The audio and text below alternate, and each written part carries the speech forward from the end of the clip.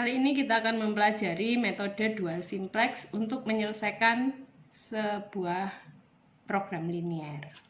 Nah, pertama, program linear seperti apa yang bisa diselesaikan dengan metode dual simplex? Ada beberapa syarat. Syarat pertama, ada nilai Q yang negatif untuk batasan dengan tanda kurang dari sama dengan. Anda masih ingat nilai Q? Nilai Q adalah ruas kanan dari fungsi batasan. Jadi kalau ada batasan yang tandanya kurang dari sama dengan, tapi ruas kanannya negatif, maka permasalahan itu memenuhi syarat pertama untuk diselesaikan dengan metode dual simplex. Syarat yang kedua, semua variabel keputusan bernilai positif, sama seperti syarat metode simplex. Kemudian syarat yang ketiga, semua nilai di baris terakhir dalam tabel simplex, yaitu baris CJ min ZJ atau ZJ min CJ kalau masalahnya meminimumkan, nilainya negatif atau kurang dari sama dengan 0. Nah, kalau syarat yang ketiga ini tidak terpenuhi, maka nanti hasil akhir dari metode dual simplex ini bisa tidak optimal. Kalau apakah itu artinya dia tidak punya penyelesaian? Tidak, tapi hasil tersebut masih harus dilanjutkan dengan metode simplex supaya mendapatkan hasil optimal. Nah, pertama kita belajar dulu untuk fungsi tujuan yang memaksimumkan. Karena seperti sudah Anda pelajari sebelumnya, jika fungsi tujuannya meminimumkan, bedanya hanya terletak pada baris terakhir tabel simplexnya. Yaitu kalau di memaksimumkan yang kita hitung adalah CJ dikurangi ZJ, tapi nanti kalau meminimumkan kita balik menjadi ZJ dikurangi CJ. Nah, langkah kedua, seperti metode simplex, Anda tetap harus melakukan inisialisasi. Apa saja yang Anda lakukan pada langkah inisialisasi ini? Yang pertama, jadikan fungsi batasannya semuanya menjadi kurang dari sama dengan. Nah, untuk melakukan itu, maka batasan yang lebih dari sama dengan perlu dikalikan dengan min 1 pada kedua sisinya. Jadi ruas kiri dan ruas kanan dikalikan min 1 supaya tandanya yang tadinya lebih besar sama dengan berubah menjadi kurang dari sama dengan. Kemudian batasan sama dengan dirubah menjadi dua batasan. Yang satu bertanda kurang dari sama dengan, satunya bertanda lebih dari sama dengan. Kemudian yang bertanda lebih dari sama dengan nanti dikalikan min 1 di kedua sisinya sehingga semuanya nanti jadi kurang dari sama dengan.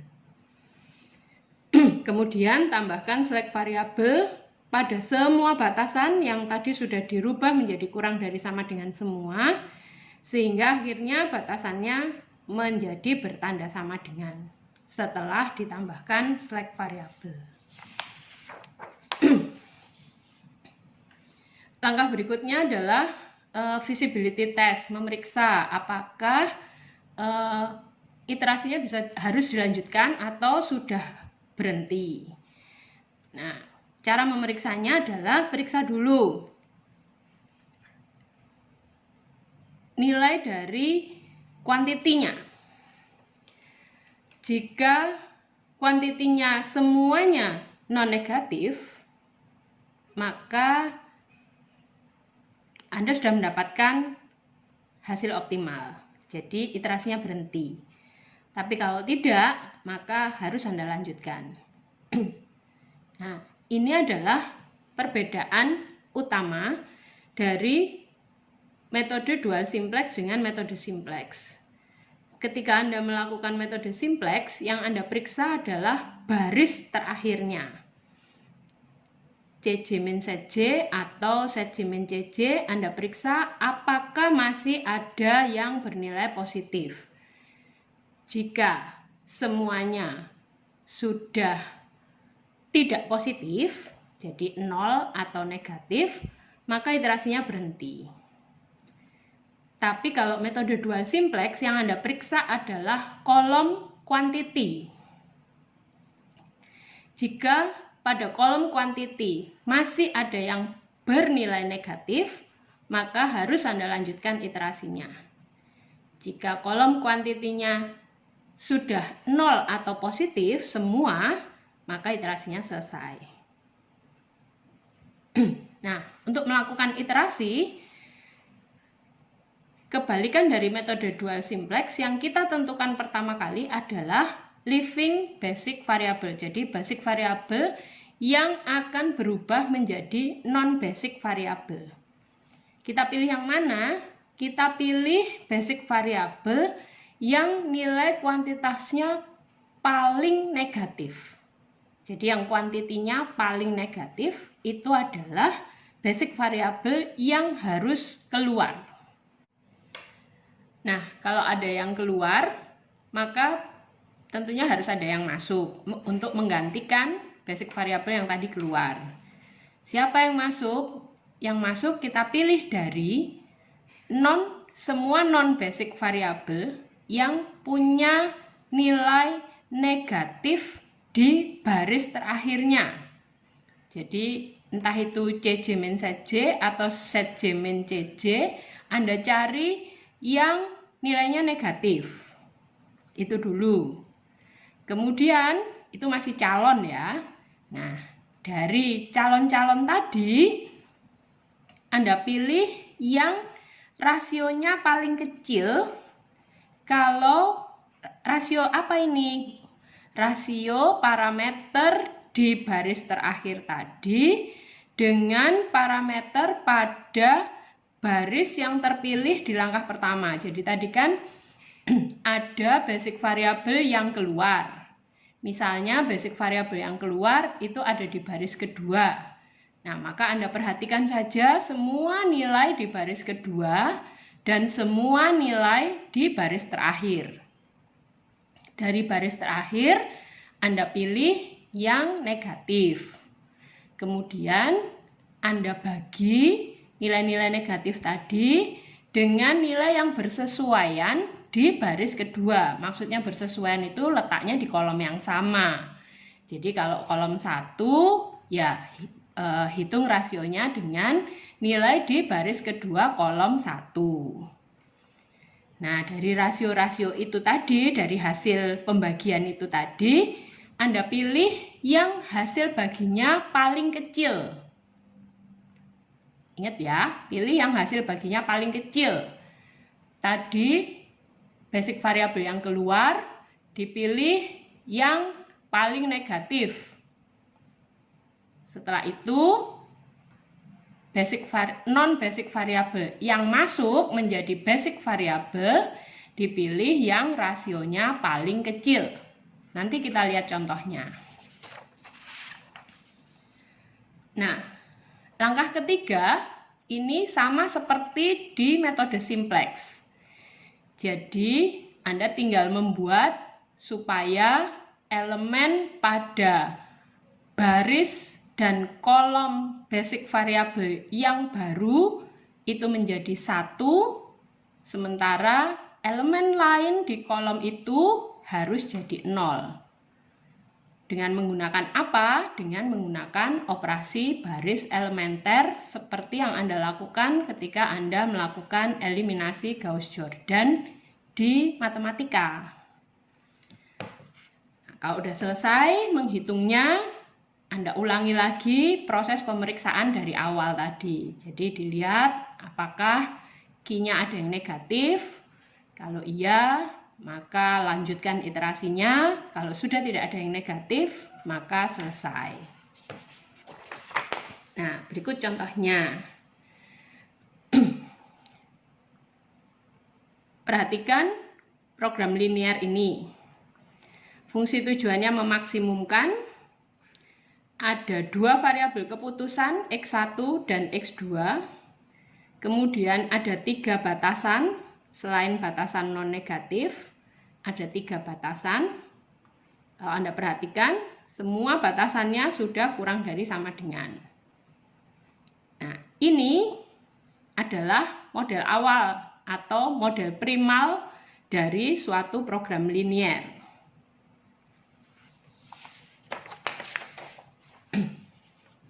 model primal tadi, kalau saya susun tabel simplex awalnya, maka akan menjadi seperti ini. Ingat, tadi ada 3 batasan, semuanya bertanda kurang dari sama dengan. Itu berarti pada langkah inisialisasi, semua batasan tadi dapat dijadikan sama dengan cara menambahkan slack variabel. Karena tadi ada 3 batasan, maka ada 3 slack variabel, S1, S2, dan S3. Yang semuanya koefisiennya 0 pada fungsi tujuan. Kemudian kita susun tabel awal simplexnya dengan semua slack variabel menjadi basic variabel awal. Quantity ini adalah ruas kanan dari batasan tadi 150, 20, dan 300. Kemudian ini adalah koefisien untuk X1 pada batasan 1, 2, dan 3, koefisien X2 pada batasan 1, 2, 3, dan seterusnya. Nah, set J kita hitung, set J awal semua pasti 0 karena koefisien dari basic variabelnya 0 semua. Kemudian karena tadi fungsi tujuannya adalah memaksimumkan, maka baris terakhirnya ini adalah CJ min set J. Jadi 50 dikurangi 0, 40 dikurangi 0, dan seterusnya. Nah, kalau Anda perhatikan, kasus ini kuantitinya tidak ada yang negatif. Jadi kasus seperti ini tidak kita selesaikan dengan metode dual simplex, tapi kita selesaikan dengan metode simplex biasa. Bagaimana melakukannya?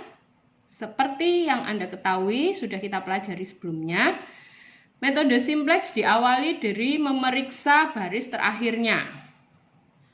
Jadi langkah pertama metode simplex itu berkebalikan dengan langkah pertama dari metode dual simplex. Kita periksa baris terakhir dulu. Masih ada 2 nilai positif, 50 dan 40. Kita ambil yang paling besar, yaitu 50. Apa artinya? Artinya X1 akan menjadi basic variable. Jadi nanti X1 akan pindah posisi di kolom yang ini. Menggantikan siapa? Kita lihat dulu rasio antara semua nilai di kolom quantity dengan semua nilai X1 yang bersesuaian, di kolomnya X1 yang bersesuaian. Jadi seperti ini, berarti menghitungnya 150 dibagi 3. 150 dibagi 3 hasilnya 50.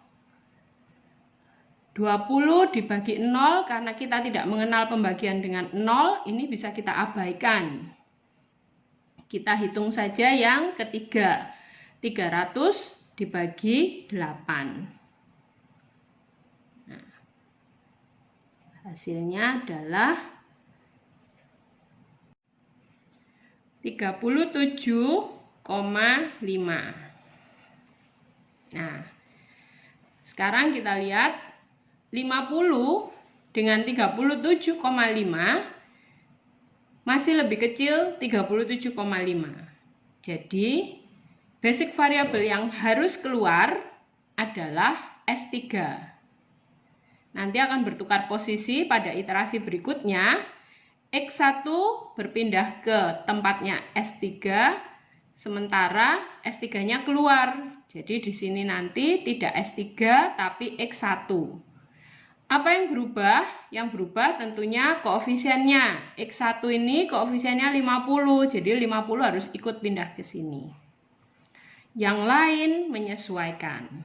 Nah, kita perhatikan iterasi berikutnya. Jalannya menjadi seperti ini.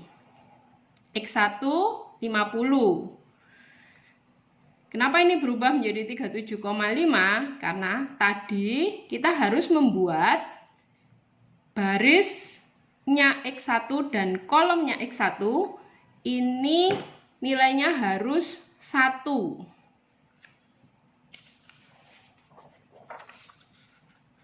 Sebelumnya nilainya 8.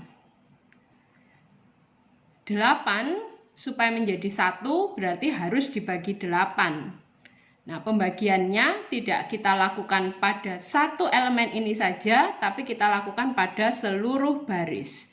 Jadi baris ketiga dibagi 8. Hasilnya seperti ini. Kuantitinya menjadi 37,5, ini jadi 1, 5/8, 0, 0, 1/8. Nah, kemudian kita lihat lagi. Semua elemen yang lain di kolomnya X1 ini, selain ini tadi, ini berubah menjadi 1. Elemen yang lain harus menjadi 0. Karena elemen baris kedua sudah 0, berarti baris kedua tidak perlu dilakukan perubahan apa-apa. Nah, baris pertama ini nilainya 3. Supaya menjadi 0, maka baris ke-1 ini harus dikurangi dengan 3 kalinya baris ketiga yang baru. Jadi baris 1 dikurangi 3 kali baris 3 yang baru. Saya beri tanda bintang, artinya ini adalah baris ketiga yang baru. Jadi maksudnya kalau ini maka 3 dikurangi 3 kali 1. Nanti hasilnya jadi 0.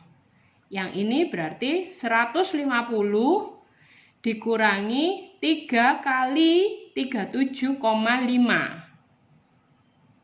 Tuh, jadi untuk yang ini nanti menghitungnya 150 dikurangi 3 kali 37,5. Nah, begitu seterusnya Anda lakukan untuk semua elemen di kolom kedua, ketiga, keempat, dan kelima.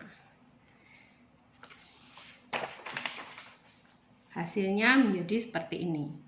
37,5, 0, 25/8, 1, 0, min 3/8. Setelah Anda lakukan operasi baris elementer, selesai.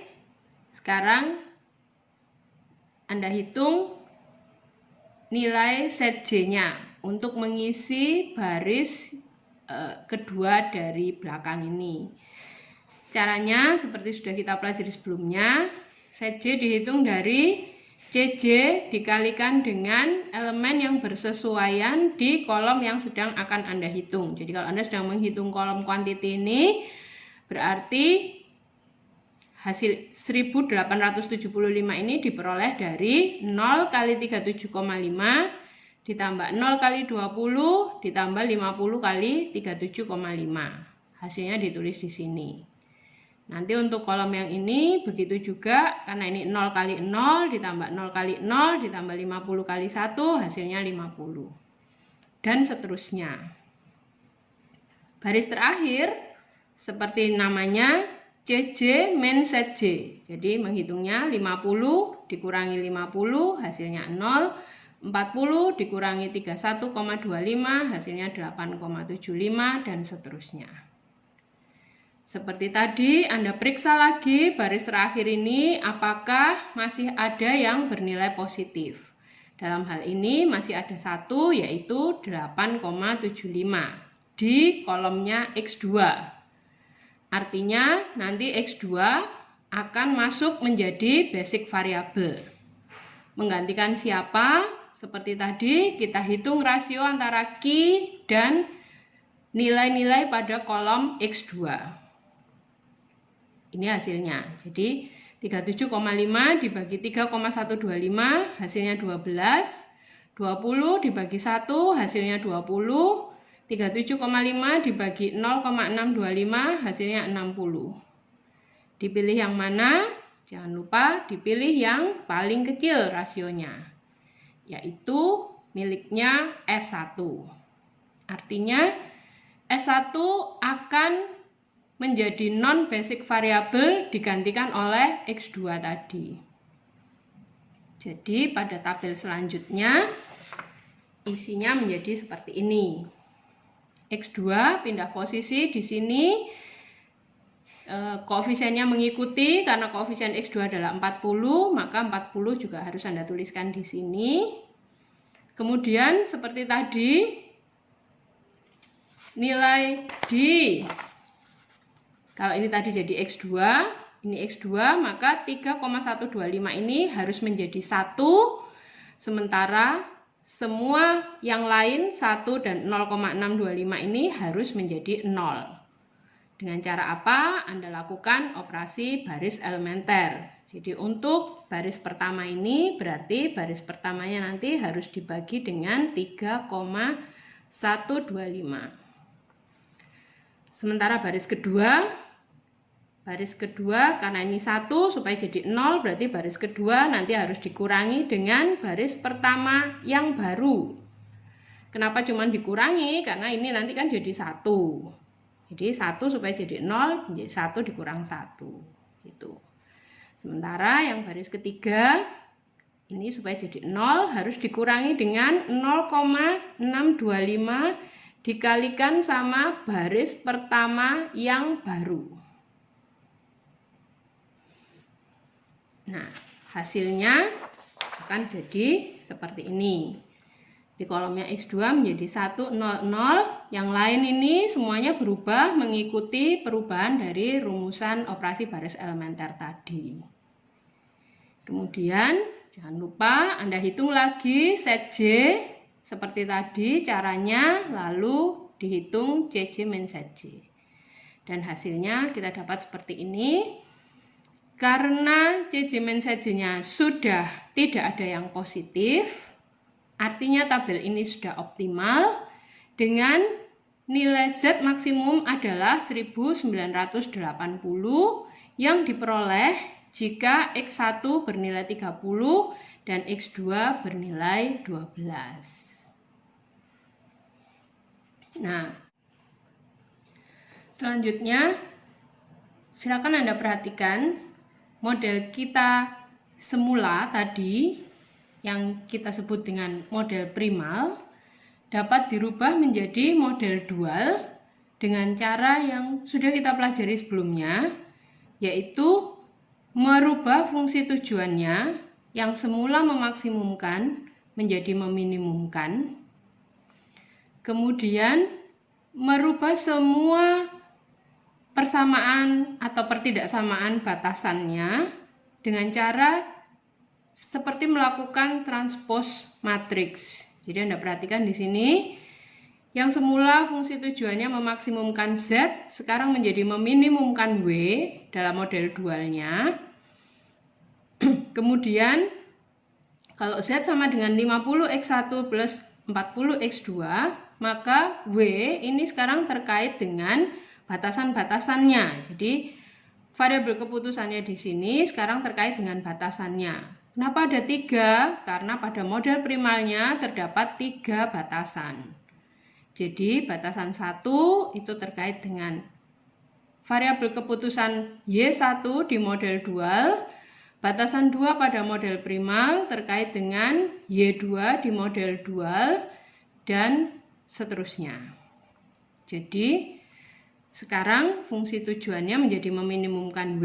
150 dapat dari mana? 150 adalah ruas kanan dari batasan yang pertama, karena ini untuk koefisien dari Y1. Ingat tadi Y1 menyatakan batasan pertama. Kemudian ditambah dengan 20 Y2. Y2 20 dari mana? 20 dari ruas kanan batasan kedua. 300 itu ruas kanan batasan ketiga. Nah, kemudian kalau ini tadi batasannya ada 3, maka di sini nanti fungsi variabel keputusannya menjadi ada 3. Nah, di sini tadi variabel keputusannya cuma ada 2 pada model primalnya. Berarti nanti di model dualnya batasannya yang hanya ada 2. Yaitu batasan pertama terkait dengan X1, batasan kedua terkait dengan X2. Sehingga kalau Anda perhatikan di sini 3 dan 8 ini adalah koefisien dari X1 di batasan pertama dan batasan ketiga, Y1 sama Y3, karena di batasan kedua tidak ada X1, berarti koefisiennya 0. Sementara untuk batasan yang kedua, ini ada 5Y1, ini batasan kedua berarti isinya adalah semua yang terkait dengan X2 di model primal. Jadi ada 5Y1 plus 1Y2, ini koefisiennya 1, lalu ada 5Y3. Nah, ruas kanannya apa? Ruas kanannya adalah koefisien dari X1 dan X2 di fungsi tujuannya. Ini 50 dari sini, 50 ini asalnya dari sini, 40 ini asalnya dari sini. Tandanya menjadi lebih dari sama dengan, dan jangan lupa batasan non negatif. Sekarang kita punya 3 variabel keputusan, Y1, Y2, dan Y3. Nah, model dual ini kalau mau kita selesaikan dengan tabel simplex seperti tadi, pertama bisa kita rubah dulu menjadi model dual standar. Jadi kali ini saya akan memberikan contoh bagaimana langkah kerja dari metode dual simplex. Nah, seperti sudah Anda ketahui sebelumnya, tadi di slide yang pertama dijelaskan syarat-syarat kapan kita bisa melakukan metode dual simplex. Nah, jadi sekarang kita konstruksi modelnya supaya dia menjadi memenuhi syarat untuk diselesaikan dengan metode dual simplex. Jadi tadi dari model dual tadi kita standarkan dulu. Distandarkan artinya apa? Fungsi tujuannya dirubah menjadi memaksimumkan, lalu semua batasannya dirubah menjadi kurang dari sama dengan. Nah, caranya gimana? Caranya tinggal dikalikan sama min 1 di kedua ruasnya, baik di fungsi tujuan maupun di semua batasannya.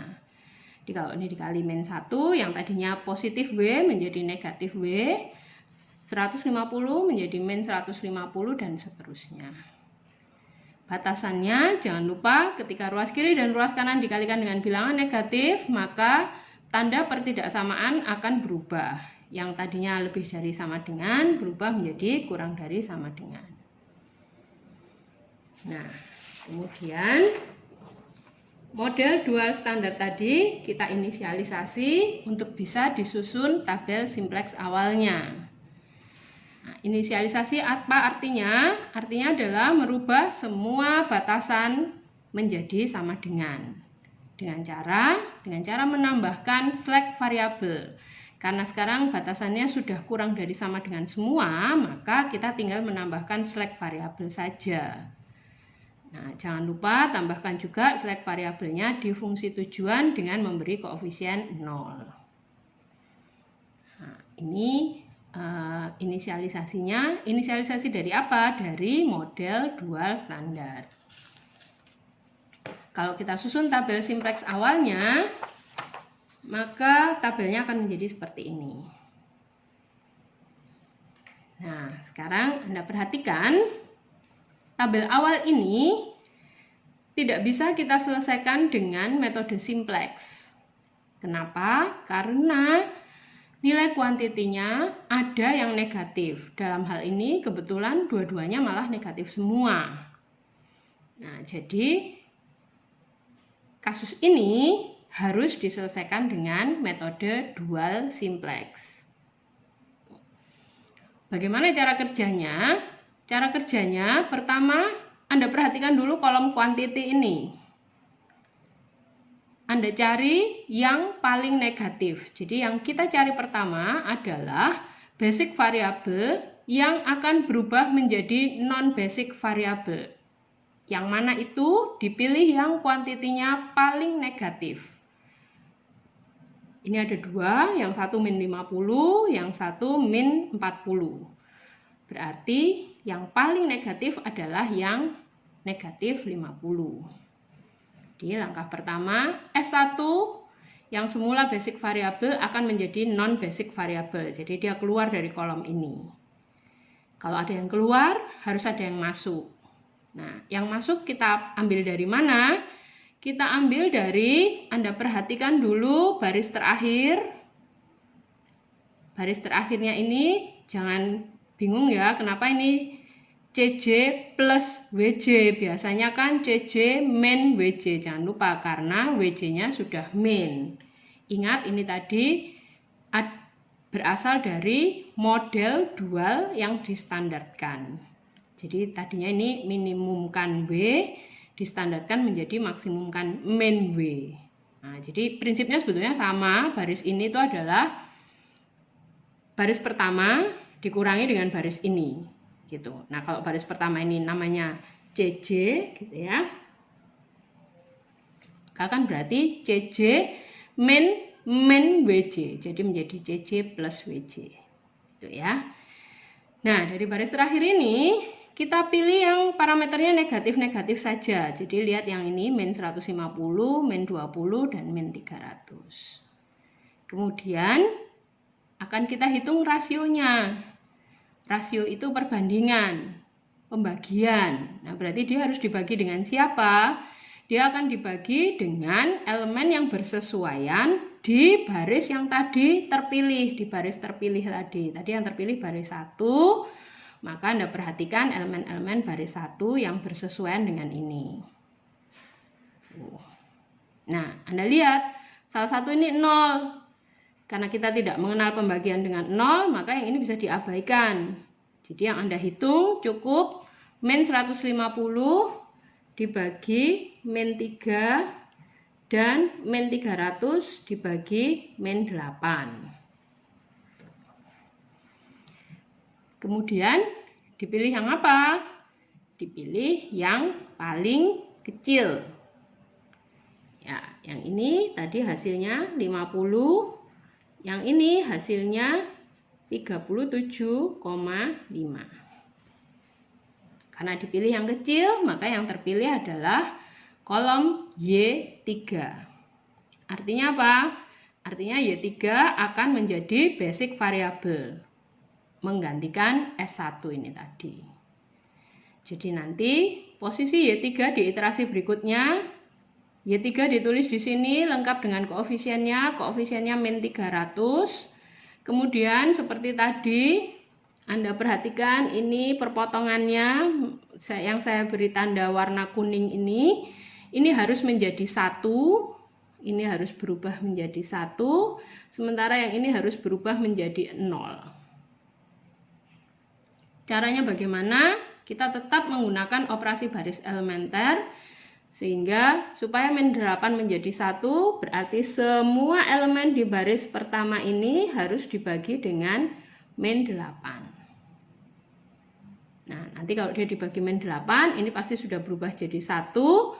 Maka perubahan apa yang harus Anda lakukan di baris kedua? Baris kedua supaya menjadi 0, berarti baris kedua harus saya tambah, karena ini sudah min. Saya tambah dengan 5 kalinya baris 1 yang baru. Itu. Nah, hasilnya seperti ini. Jadi ini tadi yang berubah, Y3, koefisiennya min 300, kemudian ini menjadi 1, ini menjadi 0. Perubahannya tidak hanya di sini, tapi karena ini menjadi 1 itu artinya semua baris pertama ini diperlakukan sama, maka semuanya ini berubah. Lalu ini juga jadi 0 karena baris kedua diperlakukan sama, maka ini juga berubah semua. Nah, konsekuensinya karena baris pertama dan baris kedua berubah, koefisiennya ini juga berubah, maka nilai di sini juga akan berubah semua.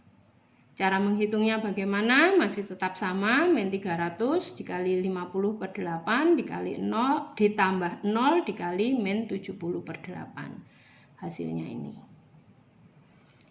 Begitu seterusnya, kemudian baris terakhir Anda peroleh dari baris paling atas dikurangi dengan yang barusan tadi Anda hitung. Jadi min 150 dikurangi min 112,5. Hasilnya ini. begitu seterusnya. Nah, kalau Anda perhatikan sekarang, apakah tabel ini sudah optimal? Jawabnya belum. Kenapa? Karena masih ada nilai kuantiti yang negatif. Jadi nanti S2 akan menjadi non-basic variable, digantikan oleh siapa? Sama seperti tadi, Anda lihat ini yang negatif hanya ini, dan ini. Tuh. Lalu Anda hitung rasionya, dan rasio paling kecil diperoleh dari kolomnya Y1 ini. Tuh, sehingga Y1 nanti akan menjadi basic variable menggantikan S2, dan Anda ulangi operasi baris elementer seperti tadi. Jadi min 25/8 ini harus menjadi 1, sementara 3/8 ini harus jadi 0. Operasi baris elementernya berarti baris kedua dibagi dengan min 25/8. Sementara baris pertama ini berarti dikurangi 3/8 kali baris kedua yang baru. Ya. Begitu seterusnya. Kemudian kita peroleh hasilnya sebagai berikut. Ya, ini hasilnya. Kuantitinya sudah tidak ada yang negatif, berarti tabel ini sudah optimal karena semua sudah sesuai, kuantitinya tidak ada yang negatif. Lalu dia sudah memenuhi syarat 1,0, yaitu kolomnya basic variable yaitu Y1 dan Y3 elemennya udah 01, 10 gitu. Maka sekarang tinggal kita lihat hasilnya. Mari kita bandingkan hasilnya. Sebelumnya kita telah mengerjakan model primal dengan metode simplex. Kemudian permasalahan yang sama kita susun model dualnya dan kita selesaikan dengan metode dual simplex. Perhatikan dalam dua tabel ini, tabel pertama adalah solusi optimal dari metode simplex. Sementara tabel kedua adalah solusi optimal dari metode dual simplex. Nah, perhatikan angka-angka yang saya beri warna berbeda. Dalam penyelesaian model primal, kita peroleh solusi optimalnya adalah Z sebesar 1980. Sementara di model dualnya kita peroleh penyelesaiannya adalah min W yang besarnya adalah min 1980. Kemudian variabel basic di model primal yaitu X1 dan X2 yang kita dapatkan penyelesaiannya sebesar 12 dan 30, pada model dual mereka muncul menjadi variabel non-basic di S1 dan S2. Perhatikan angka 12 di sini dan min 12 di sini, 30 dan min 30 di sini. Nilai basic variable Y1 dan Y3 sebesar 2,8 dan 5,2 di model dual, pada model primal muncul sebagai shadow price dari sumber daya 1 dan sumber daya 3. Kalau Anda perhatikan angkanya tanpa memperhatikan tandanya, nilainya sama, yaitu 2,8 dan 5,2. Jadi sesungguhnya menyelesaikan model primal dan menyelesaikan model dual pada dasarnya adalah menyelesaikan masalah yang sama. Hasilnya pun akan sama juga. Semuanya kembali pada bagaimana kita membaca tabel optimalnya. Demikian penjelasan kali ini tentang metode dual simplex. Selamat belajar, dan selanjutnya jangan lupa mengunduh tugas di ULS untuk dikumpulkan hari Jumat tanggal 27 Maret 2020. Terima kasih.